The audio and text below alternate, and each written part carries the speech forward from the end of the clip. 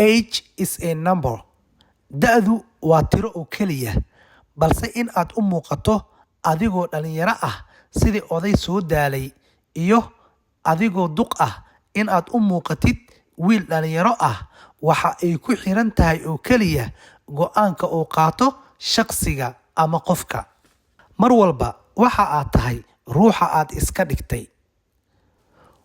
Waxaa la dhahay jir dhisan baa maskax fiyo leh, taas oo laga eegayo dhanka firfircoonida qofka mar walba sameeya exercise-ka ama jimicsiga.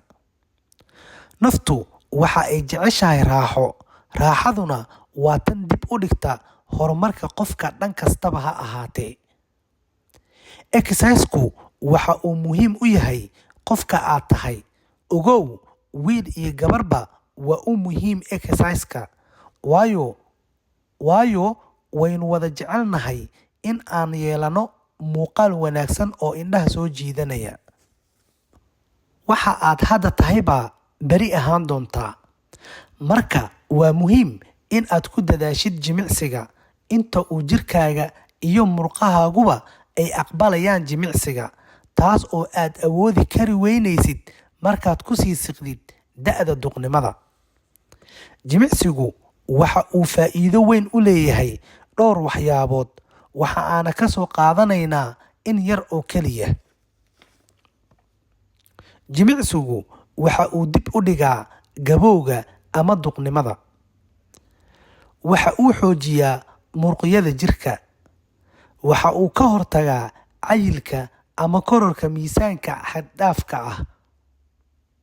Waxa uu hoos u dhigaa xaaladaha caafimaad daro sida wadne xanuunka, dhiig karka, walaaca, metabolic syndrome-ka, sokorta, niyad jabka, nuucyo badan oo kansar ah, dhiciska iyo wixii la mid ah. Waxa uu fududeeyaa howlaha isdhaafsiga xididada iyo qaybaha jirka sida nafaqada iyo tamarta.